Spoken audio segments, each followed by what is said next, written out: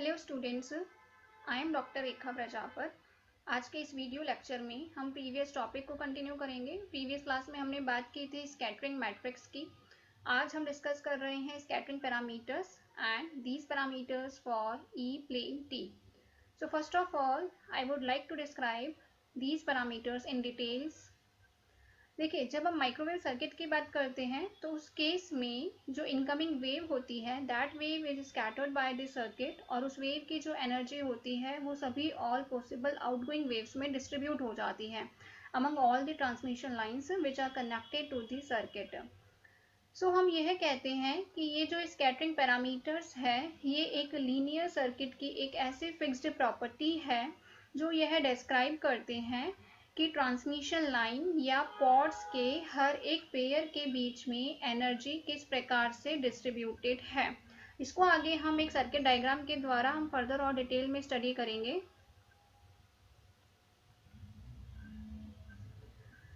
सो अगर हमें यहाँ पे एस पैरामीटर्स को डिफाइन करना है, so it could be defined as it is an collection of a linear electronic components whether or not the wave view of the power flow in the circuit is necessary. So algebraically हम इन parameters को हम y और z parameter से relate कर सकते हैं।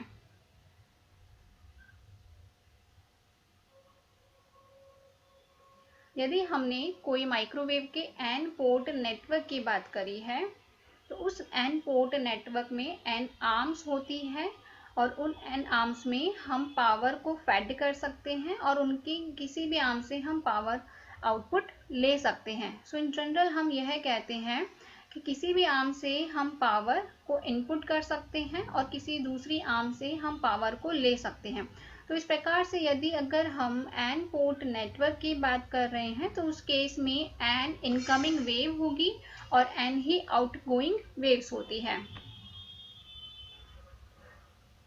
और उस केस में हम यह देखते हैं कि एक पर्टिकुलर पोर्ट से जो पावर होता है वो रिफ्लेक्ट होता है और हम इनपुट पावर को किन्हीं भी दो पोर्ट्स के बीच में डिवाइड भी कर सकते हैं। इसको आगे अभी हम एक डायग्राम के द्वारा फर्दर एक्सप्लेन करेंगे। तो देखिए, ये एक हमारा टू पोर्ट नेटवर्क का सर्किट डायग्राम है। इस टू पोर्ट नेटवर्क में हमने यहाँ पे 1 टर्मिनल पे यानी कि ये हमने यहाँ इनपुट सोर्स कनेक्ट किया है और ये हमारा सेकेंड टर्मिनल पे ये आउटपुट लोड है। सो ये हमारा एक टू पोर्ट नेटवर्क है जिसमें हमारे पास में दो पोर्ट्स होते हैं।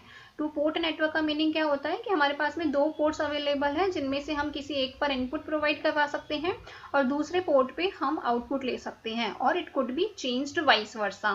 So this is the symbolical diagram of the two port network. अब देखिए, ये तो अभी हमने जनरल टू पोर्ट नेटवर्क की बात करी। इसी प्रकार से हम किसी भी माइक्रोवेव सर्किट के लिए n पोर्ट नेटवर्क की बात कर सकते हैं। और उस केस में जब हम n पोर्ट नेटवर्क की बात करते हैं तो उस केस में n इनकमिंग वेव्स होती है और n आउटगोइंग वेव होती है। तो यदि हमने n इनकमिंग वेव के कॉम्प्लेक्स एम्पलीट्यूड को हमने डेजिग्नेट करते हैं स्मॉल an से, और जो आउटगोइंग वेव्स होती है जैसे कि यहाँ पे आप देख सकते हैं ये जो पॉइंटर है जो कि सोर्स से इस पॉट के अंदर आ रहा है जिसको हम कहेंगे an से हम डिनोट करेंगे, और जो वेव आउटगोइंग वेव होती है जैसे कि ये जो हम पॉइंटर से पॉइंट आउट कर रहे हैं this is the outgoing wave, उसको हम bn से रिप्रेजेंट करते हैं। तो इस प्रकार से अगर हमें इस टू पोर्ट नेटवर्क के लिए इनकमिंग वेव और आउटगोइंग वेव दोनों को हमें को रिलेट करना है तो हम एक रिलेशन यहाँ एक्सप्रेस करते हैं। देखिए, जब हमें किसी पोर्ट नेटवर्क के लिए किसी n पोर्ट नेटवर्क के लिए हमें इनकमिंग और आउटगोइंग वेव को रिलेट करना है तो उस केस में हम यह कहते हैं कि जो इनकमिंग वेव क्वांटिटीज हैं उनको हम n वेक्टर a के फॉर्म में असेंबल करते हैं और आउटगोइंग वेव क्वांटिटीज को हम n वेक्टर b के फॉर्म में रिप्रेजेंट करते हैं। तो फाइनल हम जब यहाँ पे स्कैटरिंग मैट्रिक्स की फॉर्म में आउटगोइंग वेव और इनकमिंग वेव को रिलेट करेंगे तो उसका मैथमेटिकल एक्सप्रेशन हम यहाँ रिप्रेजेंट करेंगे that b is equals to the S a, यानी कि ये जो b है वो क्या था, आउटगोइंग वेव है, और a क्या है, इनकमिंग वेव है। सो यहाँ हमने आउटगोइंग वेव्स को इनकमिंग वेव्स की टर्म्स में एक्सप्रेस किया है बाय अ मैट्रिक्स इक्वेशन। यहाँ पे आप देख सकते हैं ये जो कैपिटल एस है ये हमारा एक n बाय n मैट्रिक्स है जिसे हम कहते हैं स्कैटरिंग मैट्रिक्स। और ये जो स्कैटरिंग मैट्रिक्स है ये किसी भी n पोर्ट नेटवर्क के बिहेवियर को कंप्लीटली डिफाइन करती है। और इस नेटवर्क के जो एलिमेंट्स होते हैं उनको हम जनरली स्कैटरिंग पैरामीटर्स या स्कैटरिंग कोफिशिएंट्स कहते हैं और ये पैरामीटर्स फ्रीक्वेंसी डिपेंडेंट होते हैं। एग्जाम्पल के तौर पर हम देखिए कैसे मैट्रिक्स इक्वेशन लिखते हैं। जैसे भी मैंने एक सिंबॉलिकल डायग्राम यहाँ पे आपको बताया था जिसमें हमने बोला था कि ये हमारा एक 2 पोर्ट नेटवर्क है और इस 2 पोर्ट नेटवर्क के लिए अगर हमें यहाँ पे स्कैटरिंग मैट्रिक्स की टर्म में इनकमिंग वेव और आउटगोइंग वेव को रिप्रेजेंट करना होगा तो उस केस में देखिए हमारी इक्वेशन क्या होगी। हमने मैट्रिक्स क्या लिखा था, B as A।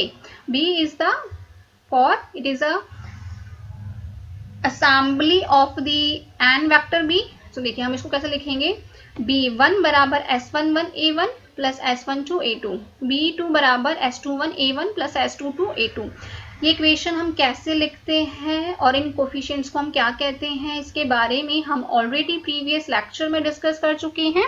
So I am writing here directly these equations for the below mention 2 port network.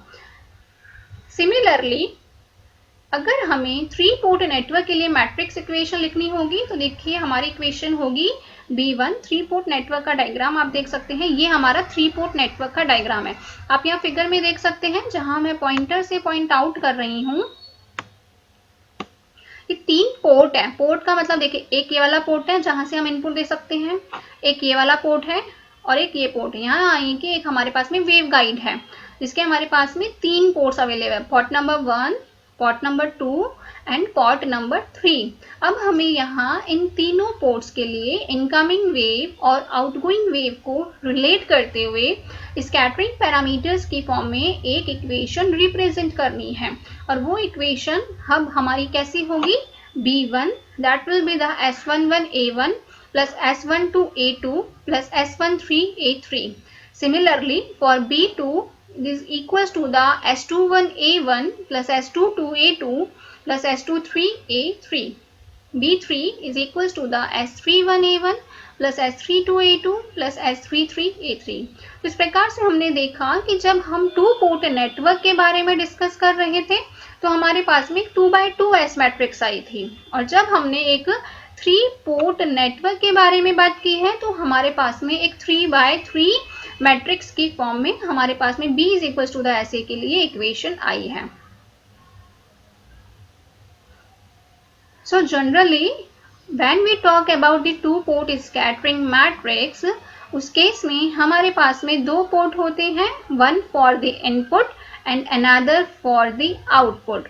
और इस S मैट्रिक्स के 4 पैरामीटर्स होंगे। मैट्रिक्स तो 2x2 होगी बट उसके पैरामीटर्स कितने होंगे, 4 parameters. So this diagram is representing a 2 port network और ये जो हमारे पास में 4 स्कैटरिंग मैट्रिक्स के पैरामीटर्स आएंगे ये एक्चुअली में रियल और इमेजिनरी कंपोनेंट से मिलके बने होते हैं जिनको हम कह सकते हैं कि टोटल इनके 8 कंपोनेंट्स इनके होते हैं। यहाँ से हम इनका मॉडुलस निकाल सकते हैं, फेज एंगल भी निकाल सकते हैं for each 4 complex scattering parameters. Now ये तो अभी हमने इसके स्कैटरिंग पैरामीटर्स के बारे में डिस्कस किया है। Now I am talking about the physical meaning of these scattering parameters कि हम जो इन पैरामीटर्स की बात कर रहे हैं इनका फिजिकल मीनिंग क्या है। देखिए इनका फिजिकल मीनिंग के बारे में जो हम डिस्कस करते हैं सो अब हम यहाँ पे एक 2 पोर्ट नेटवर्क के लिए S पैरामीटर्स के फिजिकल मीनिंग को हम यहाँ डिस्कस कर रहे हैं जिसमें हम सबसे पहले यह कह रहे हैं कि ये जो हमारा पोर्ट 2 है, this is the port number 2 जहाँ मैं पॉइंटर से पॉइंट आउट कर रही हूँ। यदि अगर हमने इस पोर्ट नंबर 2 को टर्मिनेट कर दिया है, टर्मिनेट करने का मीनिंग ये है कि हमने यहाँ पे इस ट्रांसमिशन लाइन से हमने एक मैच्ड लोड को कनेक्ट किया है, that is the matched load impedance जो कि यहाँ पे कोई भी रिफ्लेक्शन जनरेट नहीं कर रहा है। सो हम यह कह सकते हैं कि जब हमने पोर्ट 2 को टर्मिनेट किया है, इसका मीनिंग यह है कि इस पोर्ट 2 पे अब आगे कोई भी इनपुट वेव नहीं आ रही है। सो यहाँ पे हम ये कहेंगे कि हम इस केस में जब पोर्ट 1 पे इनपुट वेव दे रहे हैं, then it gives rise to a reflected wave at port 1। तो उस केस में B1 की वैल्यू क्या हो जाती है, S11A1। और जो पोर्ट 2 पे जो हमने यहाँ से जो वेव ट्रांसमिट की है वो पोर्ट 2 पे कंप्लीटली एब्जॉर्ब कर ली जाती है, क्योंकि हमने यहाँ पे इस पोर्ट 2 को टर्मिनेट कर दिया है। और जो टर्मिनेटेड वेव है उसका साइज क्या हो जाएगा, S21A1। अब अगर हम आगे यह कंसीडर कर रहे हैं कि ये जो नेटवर्क है उसमें कोई न तो कोई लॉस है न ही कोई गेन है, तो उस केस में हम यह बोलेंगे कि जो आउटपुट पावर है that will be equal to the input power. So उस केस में S11 square plus S21 square will be equal to the 1। So generally हम इस स्कैटरिंग पैरामीटर्स के डेफिनेशन को हम इस प्रकार से समराइज कर सकते हैं कि ये जो एस पैरामीटर्स हैं हमें यह बताते हैं कि कितनी पावर वापस आई है जब हमने किसी एक नेटवर्क में पावर थ्रो दिया है। साथ ही साथ it also contain phase shift information. Now I am talking about the properties of S matrix. ये किसी भी एस मैट्रिक्स की प्रॉपर्टीज क्या होती हैं। पहली प्रॉपर्टी होती है सिमेट्री ऑफ एस मैट्रिक्स, कि ये जो एस मैट्रिक्स होती है इसके लीडिंग डायगोनल जो एलिमेंट्स होते हैं ये सिमेट्री प्रॉपर्टी को सेटिस्फाई करते हैं। देखिए इसका मीनिंग यह है कि यदि अगर मैं यहाँ पे किसी 2 पोर्ट नेटवर्क के लिए सिमेट्री की बात कर रही हूँ तो उसका मीनिंग यह होगा, अगर मैं यहाँ पे किसी 2 पोर्ट नेटवर्क के लिए एस मैट्रिक्स की सिमेट्री की बात करें तो देखिए उसका मीनिंग ये होगा कि हमारे पास में 2 पोर्ट नेटवर्क के लिए एस मैट्रिक्स क्या होती है, S11, S12, S21, S22। तो उस केस में मैं ये कह रही हूँ कि इसके जो लीडिंग डायगोनल एलिमेंट्स हैं that will be equal to the each other. इसका मतलब क्या होगा कि S12 will be equal to the S21. This is the symmetry property of the S matrix। और इसका मीनिंग यह होता है कि यदि हमने जो हमारा ये जो हमारा 2 पोर्ट नेटवर्क का सिंबॉलिक डायग्राम होता है, यदि अगर हमने इनके इनपुट और आउटपुट पोर्ट को इंटरचेंज कर दिया, इट मीन्स हमने यहाँ पे इनपुट दे दिया लोड की जगह पे और यहाँ पे सोर्स की जगह पे अगर हम आउटपुट ले रहे हैं तो उसको इंटरचेंज करने से हमारी ट्रांसमिशन लाइन की प्रॉपर्टीज में किसी प्रकार के कोई चेंजेस नहीं आते हैं। So this property is known as the symmetry of S matrix. अगर हमें यहाँ इस एस मैट्रिक्स के लिए किसी एन पोर्ट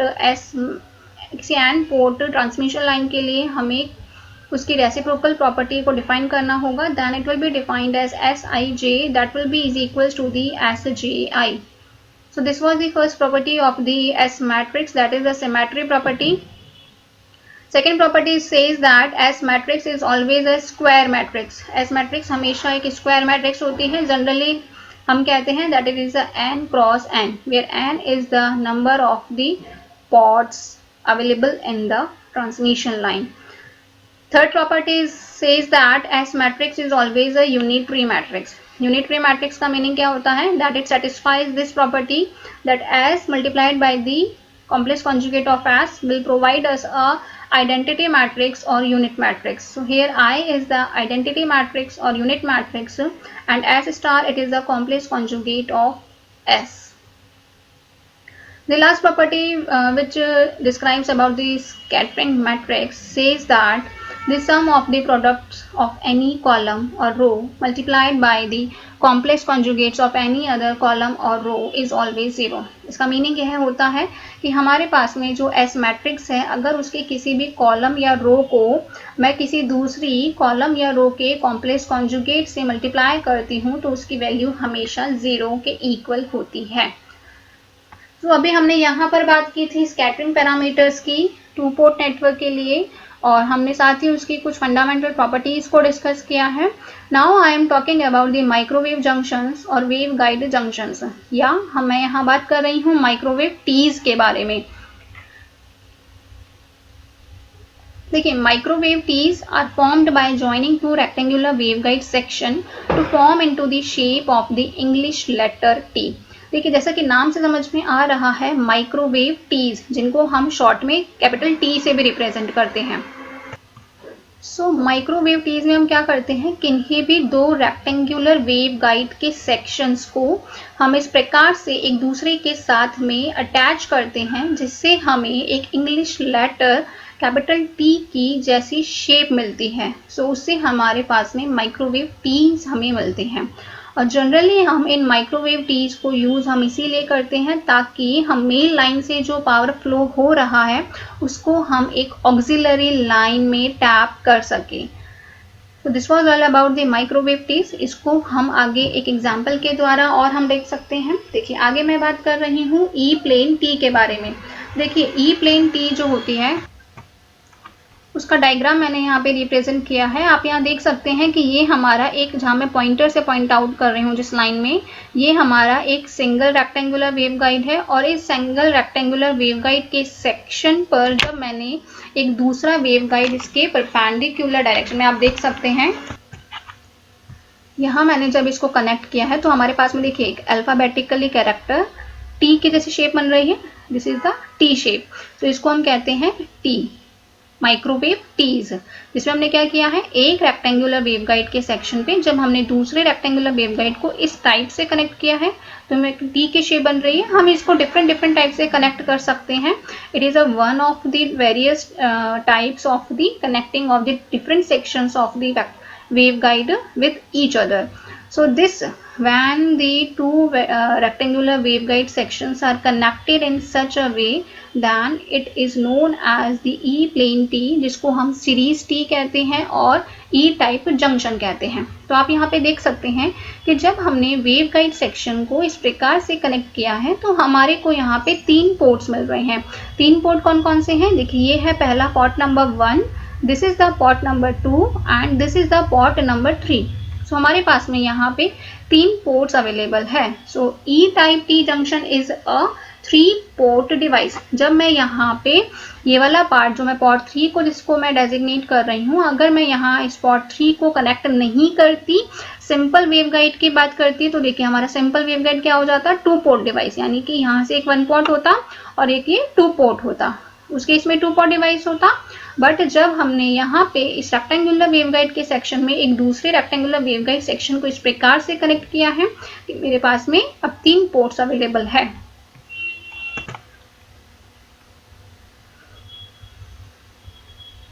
अब हम ये कहते हैं कि ये जो ई प्लेन टी है ये कैसे बनी होती है कि जब हमने किसी रेक्टेंगुलर वेवगाइड के एक लंबे सेक्शन पे हमने किसी दूसरे रेक्टेंगुलर वेवगाइड के एक छोटे पीस को ऊपर दिखाए गए डायग्राम के अकॉर्डिंग कनेक्ट किया है, then it gets the E plane T. और साथ ही हम यहाँ देख सकते हैं कि हमारे पास में यहाँ पे 4 टर्मिनल्स आपको दिख रहे हैं हर एक पोर्ट में। ये जो 4 टर्मिनल्स है, these are known as the flanges. और ये फ्लैंजेस हम क्यों यूज में लेते हैं, ताकि हम इन आर्म से, इनको हम कहते हैं पोर्ट की आर्म से हम कोई भी इंटरकनेक्शन हम आगे फर्दर कर सकें।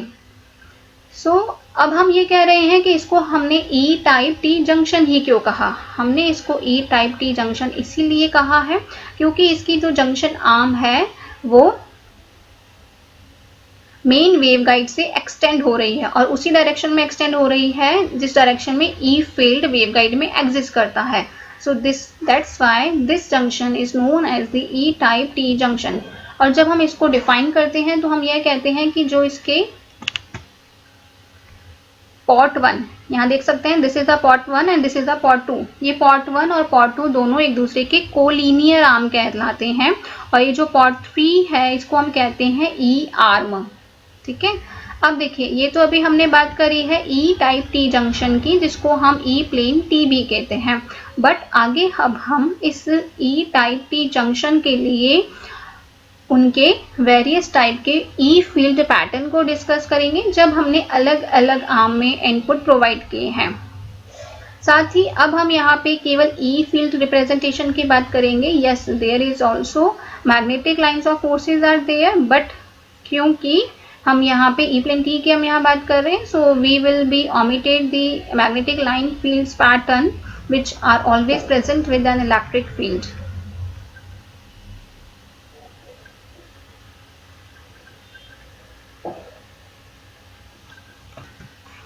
अब आप यहाँ पे इस फिगर में देख सकते हैं कि इस फिगर में हमने इस 3 port device which is termed as E type T junction, उसके लिए हमने यहाँ पे अलग अलग पोर्ट पर इनपुट देते हुए करस्पॉन्डिंग आउटपुट के लिए फील्ड पैटर्न्स को हम यहाँ रिप्रेजेंट कर रहे हैं। तो देखिए this is the figure number A. इस फिगर नंबर ए में आप देख सकते हैं this is the port 1, this is port 2 and this is the port 3। ये हमारे कोलिनियर आर्म्स कहलाते हैं, port 1, port 2 and port 3 is known as the E arm. अब देखिए हमने यहाँ ये बोला है, देखिए आप देख सकते हैं इनपुट मैं कहाँ से दे रही हूँ, जब पोर्ट 1 पे इनपुट दे रही हूँ तो हमने यह कहा है या मैंने इसको बी आर्म नाम दिया है कि जब हम बी आर्म पर इनपुट दे रहे हैं, देखिए हमने यहाँ पे इनपुट दिया, ये जो मेरी पॉइंटर है, जो मैंने अंदर पॉइंटर्स ड्रॉ किए हैं, ये इलेक्ट्रिक लाइन ऑफ फोर्सेस को रिप्रेजेंट कर रहे हैं। और जब हमने यहाँ पे पोर्ट 3 या आर्म बी में हमने जब इनपुट फैड किया है तो उस केस में हम यहाँ पे 2 टाइप से आउटपुट को ले सकते हैं। और 2 टाइप से कैसे ले सकते हैं, ये आर्म ए है और आर्म सी से, यानी पोर्ट 1 और पोर्ट 2 से हम आउटपुट एक्सट्रैक्ट कर सकते हैं। और देखिए जब ये इलेक्ट्रिक फील्ड पॉइंट 1, ये आप देख सकते हैं हमने पॉइंट्स रिप्रेजेंट किए हैं, जब ये इलेक्ट्रिक फील्ड पॉइंट 1 और पॉइंट 2 पर अराइव होता है उस केस में ये जो पॉइंट 1 है ये तो पॉजिटिव टर्मिनल बन जाता है और पॉइंट 2 जो है वो नेगेटिव बन जाता है। अब इस केस में क्या होता है कि जब जो ये पॉइंट 1 जो पॉजिटिव बना है और पॉइंट 2 जो नेगेटिव बना है, ये आगे फर्दर कॉज करते हैं हमारे इस फील्ड पैटर्न्स के लिए, जिसमें ये जो पॉइंट 1 है जिसपे पॉजिटिव चार्ज बना है ये इस पॉइंट 3 की वॉल पर एक नेगेटिव चार्ज इंड्यूस करता है और साथ ही जो पॉइंट 2 पर नेगेटिव चार्ज है ये पॉइंट 4 की दीवार पर पॉजिटिव चार्ज इंड्यूस करता है। और ये जो चार्जेस होते हैं ये 180 डिग्री आउट ऑफ फेज होते हैं वेवगाइड के अंदर, और इसके लिए हम यह कहते हैं कि अब हमें यहाँ पे जब हमने पोर्ट 3 पर इनपुट फैड किया है तो उस केस में जब हम पोर्ट 2 और पोर्ट 3 से हम आउटपुट लेते हैं तो ये आउटपुट एक दूसरे से 180 डिग्री आउट ऑफ फेज हमें मिलता है। ये बात हमने की थी जब हमने पोर्ट 3 पर इनपुट फैड किया है, या हम ये कह रहे थे जब हमने आर्म बी में इनपुट फैड किया है। आगे मैं बात कर रही हूँ दूसरे फिगर की। दूसरे फिगर में हम यहाँ देख सकते हैं कि हमने इनपुट दिया है आर्म बी में और आर्म ए में, हमने यहाँ आर्म ए है और ये आर्म सी है, हमने यहाँ पे इनपुट दिया है। जब हम यहाँ पे आर्म ए और आर्म सी में इक्वल एम्पलीट्यूड का इनपुट जब हम यहाँ फैड करवाते हैं उस केस में हम यहाँ देख सकते हैं कि ये जो पॉइंट्स है 1 और 2, इन दोनों पॉइंट्स पर हमें सेम फेज और एम्पलीट्यूड का सिग्नल मिलता है। तो आप यहाँ देख सकते हैं हमें यहाँ सेम फेज और सेम एम्पलीट्यूड का सिग्नल मिल रहा है, बट हम यहाँ साथ ही यह कहते हैं कि उस केस में हमें ये जो बी आर्म है वहाँ पे हमें कोई भी पोटेंशियल में डिफरेंस देखने को ऑब्जर्व नहीं होता है। तो उस केस में यहाँ पे कोई भी एनर्जी कपल्ड आउट नहीं होती है। सो हम ये कहते हैं no signal comes out from the port number 3 when the input is fed up at the port number 1 or port number 2। हाँ, बट हम यह कह सकते हैं कि जब हम यहाँ पे फिगर नंबर सी की बात करते हैं और सी में हमने क्या करा है, देखिए पोर्ट 2 और पोर्ट 3 या आर्म ए और आर्म सी में हमने यहाँ इनपुट फैड किया है, बट हमने यहाँ पे जो इनपुट फैड किया है वो एक दूसरे से 180 डिग्री आउट ऑफ फेज है। आप यहाँ देख सकते हैं ये जो पॉइंटर की जो एरो का डायरेक्शन है ये इनके फेज को रिप्रेजेंट कर रहा है। और जब हमने आर्म ए और आर्म सी पर हमने इनपुट ऐसा फैड किया है जो कि एक दूसरे से 180 डिग्री आउट ऑफ फेज है, तो उस केस में जो पॉइंट्स 1 और जो पॉइंट 2 है उनके बीच में पोटेंशियल के बीच में एक डिफरेंस होगा, और ये पोटेंशियल डिफरेंस जो है पॉइंट 1 और पॉइंट 2 यानी कि जो ये बी आर्म है उसमें एक ई फील्ड यानी कि इलेक्ट्रिक फील्ड को इंड्यूस करता है, और उस केस में ये जो एनर्जी है इस आर्म में कपल्ड आउट हो जाती है। तो आप यहाँ देख सकते हैं हमें इस केस में हमें यहाँ पे आउटपुट मिल रहा है। इसी प्रकार से हमने आगे फिगर डी और फिगर ई में भी हमने ई फील्ड पैटर्न्स को ड्रॉ करा है कि किस प्रकार से हम दो आर्म्स में या दो पॉट्स में आउटपुट ले सकते हैं जब हमने एक पर्टिकुलर आर्म में इनपुट फैड किया है। तो फिगर डी में देखिए, जब हमने क्या किया है, इस पॉट 1 या आर्म ए में हमने इनपुट को इंट्रोड्यूस किया है, तो उस केस में हमें देखिए पॉट 2 या आर्म सी में आउटपुट मिल रहा है जो कि इससे 180 डिग्री आउट ऑफ फेज है, और आउटपुट हमें मिल रहा है आर्म बी में भी मिल रहा है।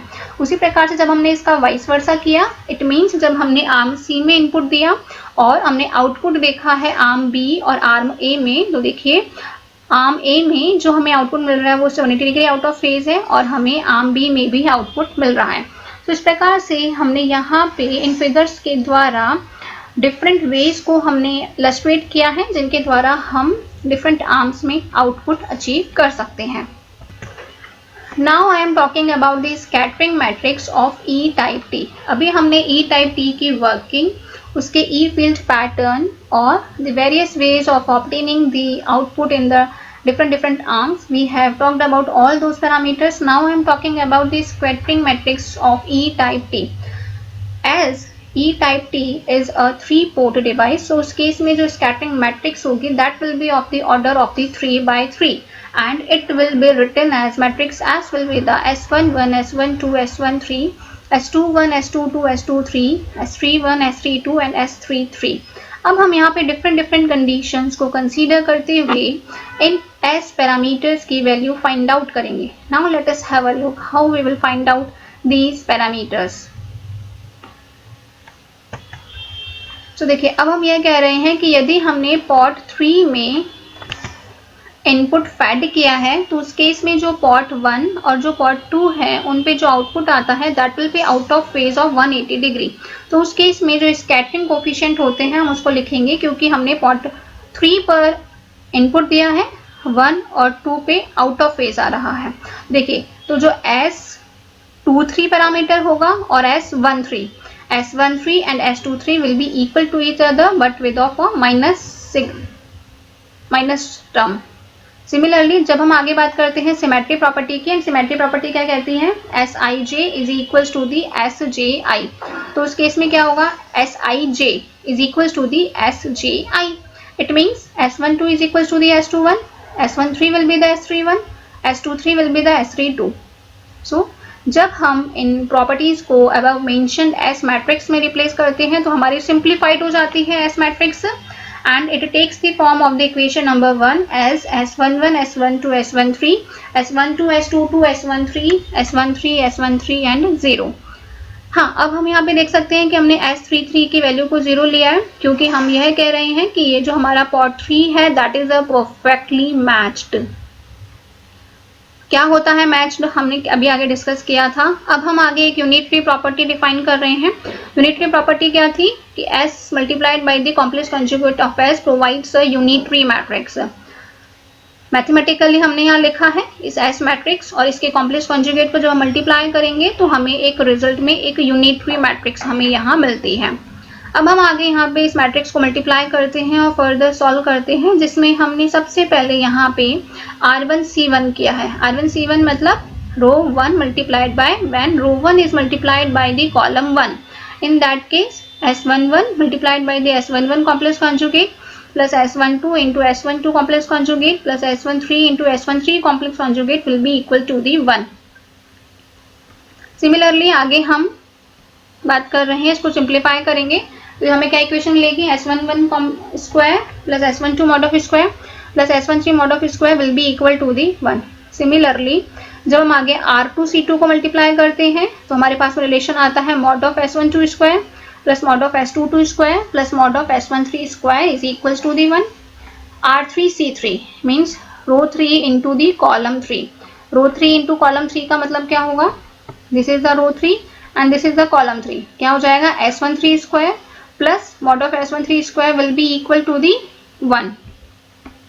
So this is the, and similarly when we multiply the equation number R3 into the C1 minus S13 S12 complex conjugate, it will be equal to the 0. यहाँ पे आप देखेंगे हमने यहाँ पे माइनस S13 यूज में लिया है। यहाँ पे हमने कुछ प्रॉपर्टीज अप्लाई की। देखिए यहाँ पे क्या आ रही थी हमारी टर्म, यहाँ पे हमें मिल रहा था जब हम एस मैट्रिक्स के बारे में डिस्कस कर रहे थे तो हमारे पास में टर्म क्या आ रही थी, S31 एंड S32। देखिए यहाँ पर जो ये S32 टर्म है, देखिए यहाँ पर जो हमारा S32 टर्म है, ये S32 टर्म हमने जब स्कैटरिंग कोफिशिएंट को हमें ऊपर डिस्क्राइब किया था, जब हम पॉट 3 पर इनपुट फेड कर रहे हैं और हम कह रहे हैं कि जो आउटपुट है पॉट 1 और पॉट 2 पे आउट ऑफ फेज होगा, उस केस में हमने कहा था कि S23 is equals to the minus of S13। So इस केस में हम यहाँ देख सकते हैं कि ये जो हमारी टर्म है दैट इज द S32, उसकी जगह पे हम S23 लिख सकते हैं and that will be is equals to the minus of S13। So जब हम यहाँ पे इस प्रॉपर्टी को यूज में ले रहे हैं और फाइनली जब हम R3C1 का मल्टीप्लाई देख रहे हैं तो हमारे पास में एक इक्वेशन आती है S13 complex conjugate minus S12 complex conjugate that is equals to the 0। अब जब हम यहाँ पे एक फर्दर कंपैरिजन करते हैं, जब हमने इक्वेशन नंबर 2 और इक्वेशन नंबर 3 का जब हमने कंपैरिजन किया तो हमारे पास में कंक्लूजन निकल के आता है that S11 is equals to the S22। और जब हम इक्वेशन नंबर 4 को कंसीडर करते हैं तो उस केस में हम देखते हैं that twice of S13 square is equals to the 1 means mod of S13 square is equals to the 1 और S13 is equals to the 1 upon under root of 2। Similarly जब हम इक्वेशन नंबर 5 को consider करते हैं, this is the equation number 5 जिसमें जब हम S13 coefficient को इस इक्वेशन से ब्रैकेट आउट करते हैं then we will have an equation in terms of the S13 multiplied by the S11 complex conjugate minus S12 complex conjugate that will be equal to the 0. But as we are saying that S13 cannot be equal to the 0, in that case S11 complex conjugate will be equal to the S12 complex conjugate. It could be written as S11 is equal to the S12 that will be equal to the S22. जब हम ये equation number 6 से लेकर के 8 तक की equation को equation number 2 में पुट करते हैं and our equation number 2 is nothing but just mod of S11 square plus mod of S12 square plus mod of S13 square that is equal to the 1। उस case में हमारी equation हो जाती है mod of S11 square plus mod of S11 square plus 1/2 that is equal to the 1। Simplify करते हैं तो हमारे पास में S11 की वैल्यू आती है that is equal to the 1/2। जब हम यहाँ से इस S11 की वैल्यू जो कि हमें 1/2 मिली है तो इक्वेशन नंबर 7 से लेकर के 9 तक की जब हम इस इक्वेशंस को इक्वेशन नंबर 1 जो कि हमारी S मैट्रिक्स थी जब हम उसमें पुट करते हैं तो हमारे पास में सभी S पैरामीटर्स की वैल्यू की फॉर्म में एक स्कैटरिंग मैट्रिक्स मिलती है which is represented by the equation number 10। अब क्योंकि हमने यह कहा था कि हम यहाँ पे इनकमिंग वेव पैरामीटर्स और आउटगोइंग वेव पैरामीटर्स को हम स्कैटरिंग पैरामीटर्स की फॉर्म में रिप्रेजेंट करते हैं, तो जब हमें यहाँ पे इनकमिंग वेव पैरामीटर्स और आउटगोइंग वेव पैरामीटर्स के एम्पलीट्यूड के बारे में बात करना होगा तो उस केस में हम यहाँ इस फॉर्मूले को यूज में लेंगे। In that case row matrix of B1 B2 B3 is equal to the 1/2 1/2 1/√2 1/2 1/2 minus 1/√2 1/√2 minus 1/√2 0 of the row matrix column matrix of the A1 A2 A3। जब हम इनको सॉल्व करते हैं तो हमारे पास में इक्वेशन नंबर 12, 13 और 14 आती है। फर्दर हम इनको जब सॉल्व करेंगे तो हमें इन स्कैटरिंग कोफिशिएंट्स की वैल्यू हमें मिलेगी। तो उसके लिए हम यहाँ पे जब हमें इन पैरामीटर्स को सॉल्व आउट करना होता है तो हम वेरियस कंडीशंस को हम यहाँ पे लेकर चलते हैं। वेरियस कंडीशंस कौन कौन सी होती हैं, जिसमें हमने पहली कंडीशन यह कंसीडर की है कि जब हमने पॉट 1 और पॉट 2 पे हमने इक्वल इनपुट को फेड किया है तो उस केस में हमारे पास पॉट 3 में कोई भी आउटपुट नहीं आता है। ये जो स्टेटमेंट हम ले रहे हैं उसको जब हम मैथमेटिकली स्कैटरिंग कोफिशिएंट्स की फॉर्म में रिप्रेजेंट करेंगे तो देखिए इसका मतलब क्या होगा कि 1 और 2 पर हमने इक्वल एम्पलीट्यूड का इनपुट दिया है, मीन्स A1 और A2 की वैल्यू क्या है A, यानी equal input are fed at the phase port 1 and 2 and we are getting no output at the port number 3. It means A3 will be the 0. जब हम इन equations को equation number 12 to 14 ये तो 3 equations हैं, जब हम इनमें पुट करेंगे तो हमारे पास में एक सिंप्लीफाइड टर्म आती है। It gives that B1 is equals to the A, B2 equals to the A and B3 is equals to the 0. Second condition हम लेते हैं कि जब हम यह कह रहे हैं कि हमने पोर्ट 3 पर इनपुट फेड किया है तो उस केस में पोर्ट 1 और पोर्ट 2 पर आउटपुट जो है वो इक्वली डिवाइड हो जाता है, but there exist a phase difference of 180 degree between the output. उसका मतलब क्या है, A1 और A2 की वैल्यू 0 है क्योंकि हमने 1 और 2 पे तो कोई इनपुट दिया नहीं है, हमने इनपुट कौन से टर्मिनल पे दिया है, पोर्ट पे दिया है थर्ड पे। इट मीन्स A3 की value will be not equal to the 0।